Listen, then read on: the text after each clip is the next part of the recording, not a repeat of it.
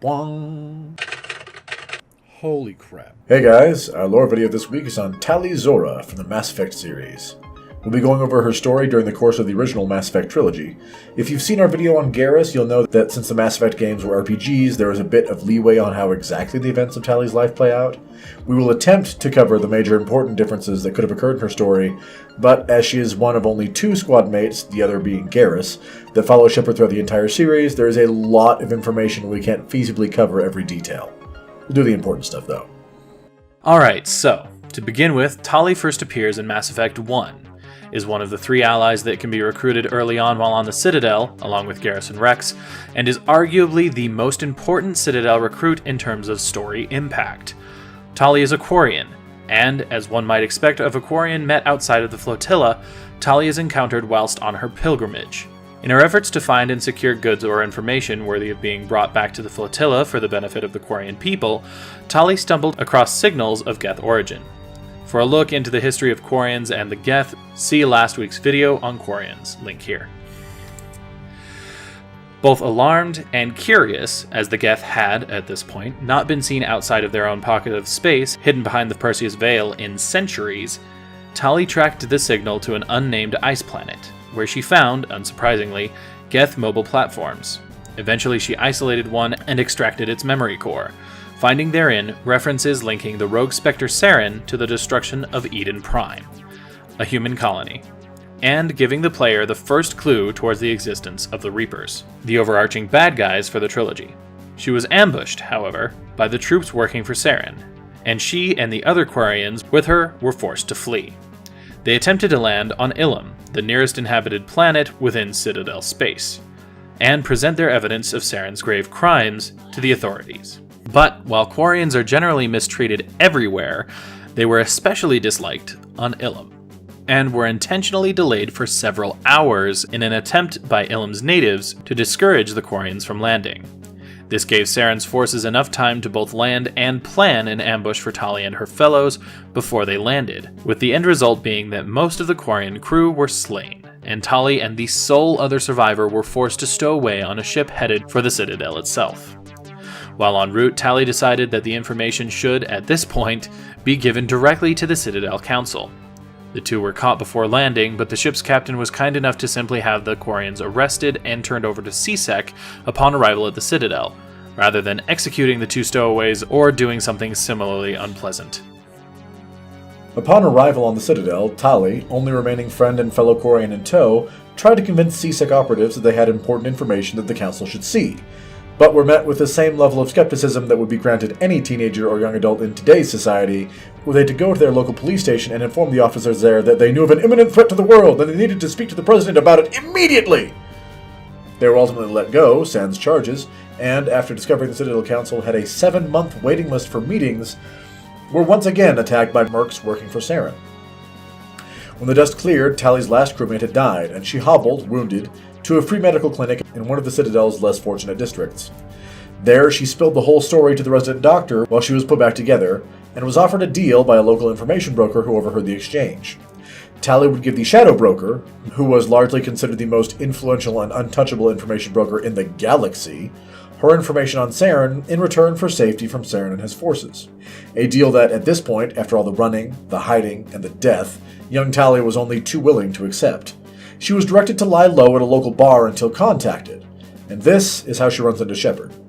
Unfortunately for her, the proprietor of the bar in which she was directed to hide was on Saren's payroll, so he staged a meeting with the Shadow Broker for Tali that was actually a trap designed to ensure that both Tali and her information disappeared. Just another Quarian lost in the gutter of galactic society.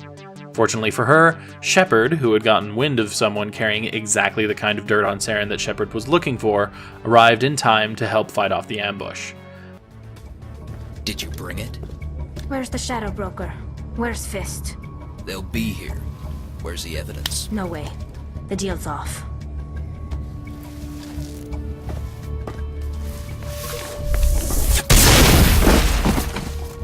Fist set me up. I knew I couldn't trust him. My name's Shepard. I'm looking for evidence to prove Saren's a traitor. The information from the Geth Cortex would likely have been a suitable offering for Tali's pilgrimage, but she offered it to Shepard instead in exchange for a spot on the player's crew roster, so that she would have a chance to prove herself, help stop the Geth, and maybe, just maybe, find something of equal value to take home when everything was said and done. The information proved to be the vital tipping point in convincing the Council that Saren, up until this point the Council's golden boy, had gone rogue, and thereafter, Tali stood alongside Shepard as the player hunted Saren across the galaxy, eventually finding Saren and destroying Sovereign, the Reaper who had been controlling him and attempting to orchestrate the downfall of the entire galaxy. During these escapades, the player has a chance to come across some information detailing the technical evolution of the Geth since ousting the Quarians from Rannoch 300 years prior. After the mission, Tali asks Shepard for a copy of the data so that she can bring it back to the migrant fleet, as it would make the perfect return gift for her pilgrimage. Shepard can either freely give her a copy, or, as the mission was an alliance, which is the Earth's military operation, Shepard can tell Tali to go through the proper channels. If Tali is given the information, then after the events of the Battle of the Citadel, which was the climax of Mass Effect 1, she leaves Shepard's crew and the Normandy, Shepard's ship, and happily returns to the migrant fleet to present the Geth information to her people. If not, Tali sadly laments that she doubts the Alliance military will grant such sensitive information to a Quarian, and leaves the Normandy after the game ends still, but this time in search of something else of equal value to bring her people. Regardless of the player's decision regarding the Geth information, by the time Mass Effect 2 starts, roughly 2 years after the events of Mass Effect 1, Tali has successfully completed her pilgrimage and earned a respected place amongst her people. As expected of the daughter of the head of the Admiralty Board, she was essentially the Quarian president's daughter. Shepard first encounters her on a mission that overlaps coincidentally as Tali and her people were tracking a missing Quarian last heard from in the same human settlement that Shepard goes to in search of information on the Collectors, the antagonists for Mass Effect 2, who were running around abducting whole colonies of humans at once. At this point, early in the game, Shepard is still trying to figure out why, and their paths cross in a colony that had been hit. Tali is initially overjoyed to see Shepard again, as he or she is presumed to have died due to events at the beginning of the game and hasn't been seen in roughly 2 years, but quickly grows concerned once she realizes that Shepard is now working with Cerberus, a human terrorist group known for its xenophobic politics. It's a whole thing, request a lore, or for us to play Mass Effect sometime for more details on why that happened. We'd be happy to do either. There are a number of ways for Shepard to convince Tali that it's really him or her, and afterward, the two work together to uncover the mystery of the colony. When they eventually find the Quarian that Tali was looking for, he is found to have information on the Collectors, and after speaking with Shepard and Tali, the player is given the choice of either sending the Quarian back to Cerberus to be interrogated, or allowing him to return with Tali to the migrant fleet. Obviously, if he's sent to Cerberus, Tali objects, but ultimately doesn't stop the player's actions. Regardless of the outcomes with the missing Quarian, Tali parts ways with Shepard here, as she has other duties within the fleet to attend to. The Quarians want to get information on a star that seems to be dying prematurely. Naturally, this means sending in a team of researchers and equipment to investigate. The catch, in this particular instance, is that the star in question happens to be within Geth-controlled space, and even before the events of Mass Effect 1, the Geth have had a long-held policy of attacking all incoming non-Geth ships on sight. Undeterred, Tali, along with a protection detail, attempts a stealth insertion onto a planet within the star's vicinity in order to study it. Unfortunately for everyone, they get caught and are forced to battle the Geth, with the end result being that all the soldiers but one die, and Tali ends up locked inside of a heavily fortified bunker trying to hold out for help. Shepard arrives at this point, this time specifically seeking Tali's aid in the player's fight against the Collectors, rather than stumbling upon her accidentally. With the last Quarian soldier's help, Shepard extracts Tali from the situation, and depending upon the player's decisions, that last Quarian soldier may live or die. If he lives, he returns to the fleet. Tali, on the other hand, joins up with Shepard, where she has to make some serious psychological adjustments to everything she knows. The Normandy SR-2, Shepard's new ship under Cerberus, the last one blew up, has among other things an AI named Edie installed on board. Those who have seen our Quarian video will know that AI are outlawed in Citadel space, and Quarians have a bad history with them, having accidentally created the Geth, a race of, now generally considered hostile, AI. So Tali is initially heavily skeptical of the wisdom of Edie's involvement with the ship, not to mention the mission.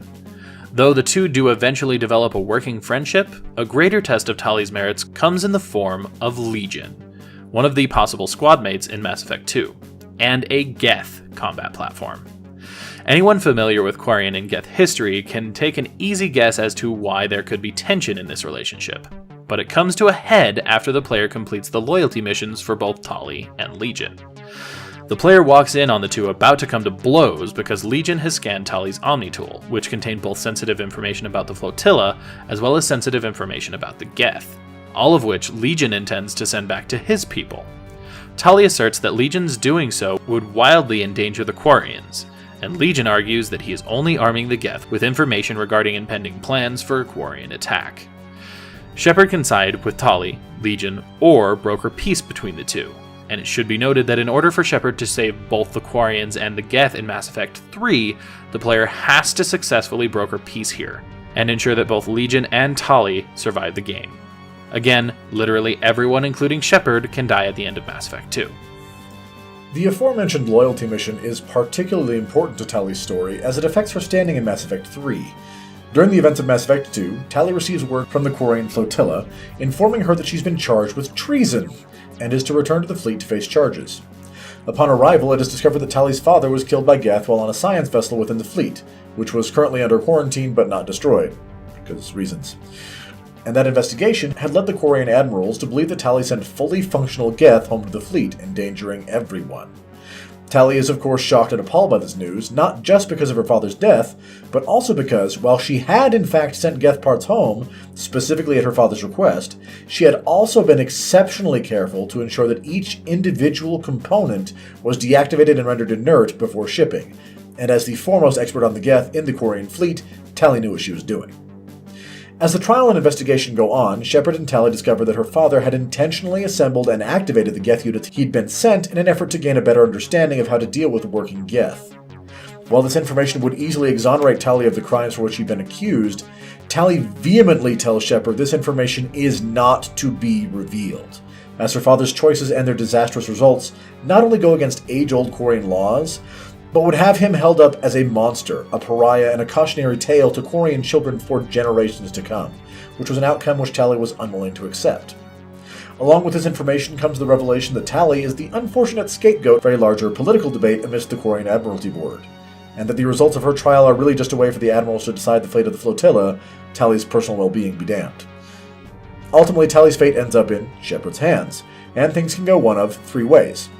Either Tali can be found guilty of treason, at which point she is banished from the fleet and continues to work with Shepard, or Tali could be exonerated for her crimes after exhaustive work from Shepard and friends, and Tali returns to the ship happily, or the information about Tali's father can be revealed, and though Tali is exonerated, she is massively unhappy with Shepard thereafter. Like Garrus, Tali becomes a romance option in Mass Effect 2, and, if she lives, Mass Effect 3. If Shepard is male, he can strike up a romance with Tali, who admits that she had had something of a crush on him since the first game, saying that, "What could I possibly be suggesting? I mean, a young woman gets rescued by a dashing commander who lets her join his crew and then goes off to save the galaxy? How could she possibly develop any kind of interest in him?" Tali had, up until this point, been under the impression that Shepard wouldn't be interested in her. Physical intimacy is difficult for Quarians due to their weakened immune system, especially with other species. Moreover, since Quarians spend their entire lives inside of envirosuits that hide everything but their glowing eyes, Tali was under the impression that Shepard would never see past the suit to the woman underneath. If the player so chooses, Shepard can prove her wrong, and the two share a very sweet romance, with the two opening up to each other and discussing their future as a couple, as well as, in Mass Effect 3, the future of her people and the possibility of building a home on Rannoch together. If, over the course of the games, Shepard neither romances Tali nor Garrus, Shepard's two most stalwart friends instead start their own relationship. Come Mass Effect 3, Shepard's effect on the lives of the Quarians in general, and Tali in particular, becomes even larger. First and foremost, if Tali died at the end of Mass Effect 2, she doesn't show up in Mass Effect 3, obviously. Her various roles throughout the game, except as a squadmate, are instead fulfilled by a small handful of other Quarian characters, as no other single Quarian seems to have the skills necessary to perform all of the same tasks. However, if she lives, she once again rejoins the Quarian flotilla. If, one way or the other, Shepard ensured that Tali was exonerated during her trial in Mass Effect 2, then when the two are reunited, as Shepard helps the Quarians battle the Geth, Tali will be one of the Quarian admirals. If she was exiled, Tali will instead be a Geth specialist and advisor that the Admiralty Board has secretly asked for help, despite what they did to her. Either way, when addressed privately, Tali will tell Shepard she believes the Quarians' plan to retake Rannoch at all, much less now, with the Reaper threat looming, is dangerous and foolish, but she's doing what she can to make the endeavor as successful as possible. In Shepard's ongoing efforts to save the galaxy from the Reapers, now physically present and destroying everything in Mass Effect 3, the player seeks the aid of the Quarians, who are willing to lend aid, but only after they retake their home planet, Rannoch, from the Geth. Shepard elects to help them in the effort, and all of the events coalesce into a choice for the player down on Rannoch's surface. Up to this point, the Geth had been losing the war with the Quarians, only to be upgraded with Reaper code and subsequently become controlled by the Reapers as a result. When they are freed of control, the Geth see an opportunity to gain the Reaper upgrades without suffering further Reaper control. Obviously, the Quarians aren't down for this plan, since unupgraded Geth already chased them off of their planet centuries ago. But ultimately the decision falls to Shepard. And at this point, one of 3 options become available. Shepard can side with Tali and destroy Legion, or a stand-in if Legion died at the end of Mass Effect 2, thus preventing the Reaper upgrades from being uploaded to the Geth Collective and dooming the machine race to destruction from a final push by the Quarians. Or Shepard can side with Legion, uploading the Reaper code through Legion, destroying your Geth friend in the process, and granting the Geth nearly immediate upgrades to their programming and allowing them to withstand that same push, forcing Tali to watch in horror from the planet's surface as the entirety of her people crash, burn, and explode in the sky above her.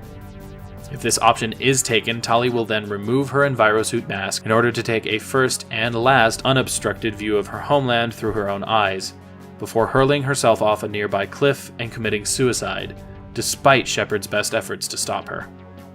Or, Shepard can convince the two peoples to make peace. This third choice may seem like the obvious choice, but it is the hardest result to achieve, as the player must have completed the loyalty missions for both Legion and Tali back in Mass Effect 2, convinced the two of them to make peace afterwards, then ensured that both of them survived the final mission from Mass Effect 2, imported that save data from Mass Effect 2 into Mass Effect 3, and have a high enough persuasion ability in Mass Effect 3 by the time this event takes place to broker peace between the Geth and the Quarians. Whether her people make peace or simply remain the only ones standing, Tali will take a moment to stake a claim on a random bit of ground down on Rannoch's surface to build a home after the war, take off her mask to watch the sun with her own eyes, and then get back on the Normandy to help Shepard save the galaxy. And that's basically Tali. The first Quarian the player encounters in the Mass Effect Trilogy, and one of the most important side characters in the game series. We hope you enjoyed this video. If you did, please leave us a like, and we also hope you enjoyed getting back to our normal release schedule this week. If you have ideas for more videos you'd like to see us do in the future, go ahead and leave a comment down below. And if you'd like to see more videos from us in the future, be they lore or Let's Play, go ahead and hit that subscribe button. But in the meantime, this has been tm&m and Mike signing off.